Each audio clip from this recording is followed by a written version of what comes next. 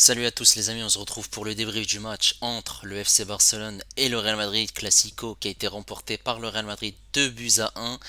Les deux buts qui ont été inscrits par Jude Bellingham. Mais avant tout, merci aux personnes qui étaient présentes avec moi en live pour suivre le match. N'hésitez pas à liker, à vous abonner si vous êtes nouveau. Un match avec plein d'intensité. Voilà, le Barça avec plein d'absents. Araujo, Christensen, Martinez, Balde Araujo qui était latéral droit.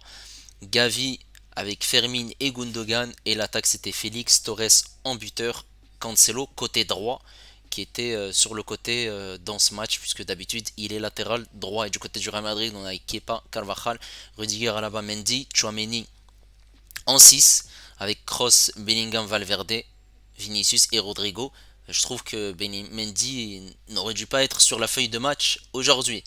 Alors, au niveau des statistiques, on a 15 tirs du côté du Barça, 3 cadrés, 13 pour le Real Madrid, 4 cadrés, 53% de possession pour le Barça, 47 pour le Real, une possession qui était équilibrée pour les deux équipes.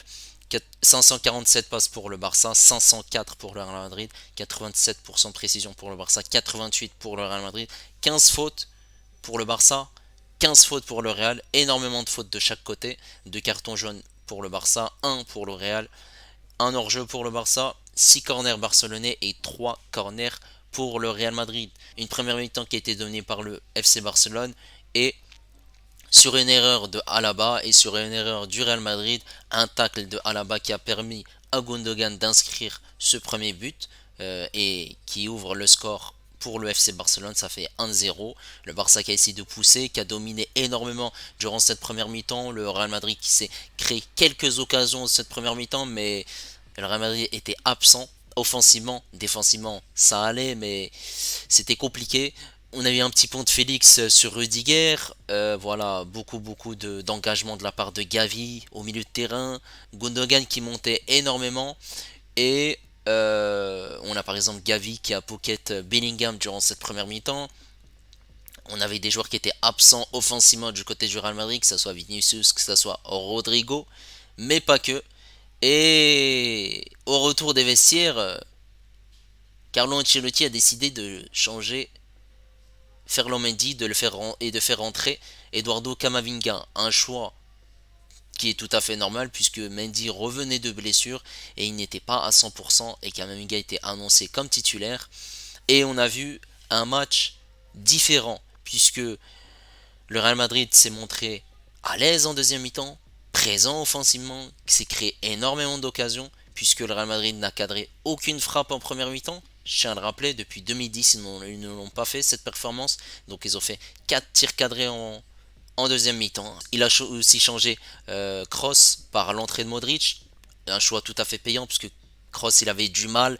Mendy il n'a rien apporté offensivement, défensivement il s'est fait manger sur son côté gauche et il y avait énormément d'ouverture sur son côté. Voilà, il y a eu quelques combinaisons entre Balde et Félix en première mi-temps sur le côté gauche et Kamavinga qui a bloqué toutes ces actions du FC Barcelone.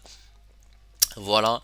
Après, le Real Madrid avait quand même du mal offensivement puisqu'ils n'avaient pas réellement un neuf. Il y avait pas mal de centres de la part de Carvajal ou Modric. Ils avaient du mal. Ils n'avaient pas une présence dans cette surface de réparation.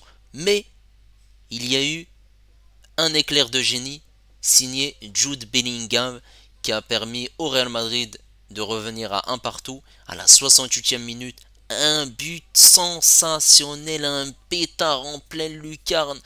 Ter Stegen, il a rien pu faire. Magnifique, c'est un bijou royal. C'est incroyable. Pourtant, et j'ai bien dit pourtant, Gavi était au marquage de Bellingham durant tout le match. Donc, sur ce but, on a eu un ballon d'un joueur madrilène et il y a eu le dégagement de Gavi de la tête et Gavi il était dans cette surface de réparation. Ce ballon a atterri dans les pieds de Bellingham qui a avancé un petit peu, qui a armé, qui a tiré et il n'y avait pas de présence d'un joueur du FC Barcelone. Donc, à son aise, il a pu marquer et inscrire un magnifique but. Et après, le Real Madrid a dominé totalement cette deuxième mi-temps, comme je l'ai dit, puisqu'il s'est créé énormément d'occasions. Le FC Barcelone c'était sûrement en contre.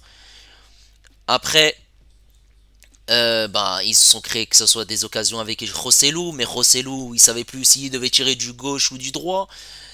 Vinicius était totalement absent dans ce match, il s'est pas créé énormément d'occasions et les occasions qu'il se créait, bah il y avait du déchet. Araujo l'a bien pocket, il défendait bien. Il y a eu Gavi aussi qui défendait bien sur lui. Donc Vinicius a eu du mal, que ce soit dans les dribbles, que ce soit dans la percussion, même il était vraiment excentré, il n'arrivait pas à revenir et à armer ou tirer. On a eu un penalty non sifflé pour le FC Barcelone en première mi-temps et en deuxième mi-temps un penalty non sifflé sur Kamavinga. Donc voilà, ils sont quittes. Donc voilà, ça va. Il n'y a pas eu un traitement de faveur pour l'arbitre puisqu'il y a eu deux penalties non sifflés de chaque côté, un penalty pour chaque équipe. Et Rodrigo aussi avait du mal sur son côté droit. La percussion, il avait du mal. Cette défense du FC Barcelone a été bien présente. Et même le Real Madrid avait du mal à rentrer dans cette surface du FC Barcelone. Et le FC Barcelone, au contraire, eux, ils arrivaient bien à rentrer dans cette surface de réparation, à tirer, à se créer des débordements. Notamment, comme j'ai dit, sur le côté gauche. Après, il y a eu énormément aussi d'occasions sur le côté droit, puisque Carvajal il avait du mal quand même défensivement. Bon, offensivement, il a apporté beaucoup, mais défensivement, c'était compliqué. Il y avait eu une défense du Real Madrid entre Rudiger à la bas et qui n'était pas au top du top. En plus, à la bas aussi, il faisait son retour. Donc, compliqué en défensivement, le Real Madrid. Le FC Barcelone, défensivement, c'était propre, une belle défense, mais une erreur de placement en fin de match de Martinez, un centre de Carvajal sur ce côté droit. Modric qui l'a touché et qui a permis à Jude Bellingham qui s'est bien placé de pouvoir tirer et de marquer ce deuxième but qui permet au Real Madrid de gagner ce Classico, d'être premier avec le même nombre de points que Gérone et de laisser le FC Barcelone troisième avec 24 points et l'Atlético qui est quatrième avec deux matchs en retard. Et si l'Atlético gagne ses deux prochains matchs, seront égalité avec le FC Real Madrid et avec le Gérone. Ça un gros coup là qui a été fait par le Real Madrid et c'est une défaite qui est très compliquée puisque pour le FC Barcelone puisqu'il laisse des points. Après il y avait énormément d'absents aussi du côté du FC Barcelone, malgré les entrées de Yamal, qui a apporté sa percussion sur son côté gauche, pas mal de combinaisons, puisqu'il a changé tout le front de l'attaque, avec les entrées de Rafinha, Lewandowski, Yamal à la place respectivement de Félix, Ferran Torres et Cancelo, l'entrée de la sécurité Roméo qui a apporté son impact avec la sortie de Fermin et il était bon dans les duels, il aurait pu même être titulaire, bon dans les duels, bon dans l'agressivité, il était bien présent, mais mais offensivement, c'était compliqué en deuxième mi-temps pour le FC Barcelone puisque Rafinha ou Yamal ont eu très très peu d'occasions, très peu de débordements. C'était compliqué, ils n'avaient pas beaucoup de choix et même c'était surtout des tirs en dehors de la surface de réparation. Après, il y a eu aussi un tir où Kepa était bien présent. Et si on revient sur ce joueur, Jude Bellingham, crack mondial, futur ballon d'or, Jude Bellingham, c'est 13 matchs avec la Liga et la Ligue des Champions, 13 buts et 3 passes décisives. Un joueur qui est en pleine forme, le meilleur joueur du Real Madrid depuis le début de saison. Et c'est un joueur aussi qui est présent dans l'efficacité.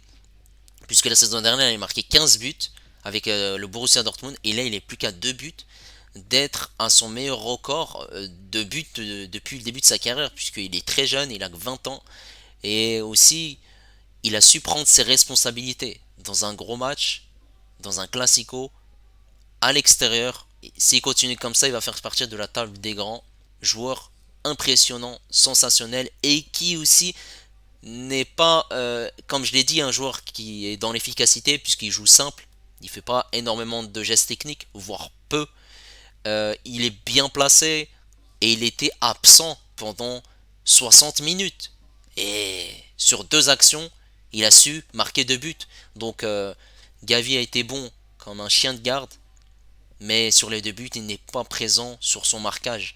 Donc malheureusement, Gavi, il est quand même fautif sur ses deux buts puisqu'il avait pour objectif d'empêcher Bellingham de marquer. Et il n'a pas rempli son rôle. Quand tu es un joueur de classe mondiale, quand tu es absent pendant 60 minutes et que tu peux te créer deux occasions même si la première mi-temps n'était pas bonne pour Bellingham, et ben ça montre tout l'étendue de son talent et tout l'étendue de ce qu'on attend de Jude Bellingham et encore, puisque la saison vient de commencer et on entend encore et il peut être l'un des hommes forts de cette saison.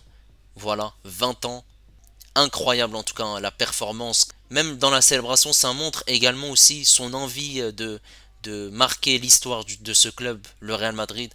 Donc match incroyable de la part de Jude Bellingham, match aussi impressionnant dans l'intensité, dans l'engagement, dans l'agressivité, dans les tacles, dans la tension aussi dans le match entre Araujo, Vinicius, Gavi, et même Vinicius aussi à la fin, qui chambre un peu les supporters du FC Barcelone. Donc ça va être compliqué pour Vinicius puisque c'est un joueur qui est pas très aimé dans ce championnat espagnol, qui fait aussi preuve de racisme. Donc n'hésitez pas à me dire ce que vous avez pensé du match, n'hésitez pas à liker, à vous abonner si vous êtes nouveau, et moi je vous dis à la prochaine. Ciao les amis.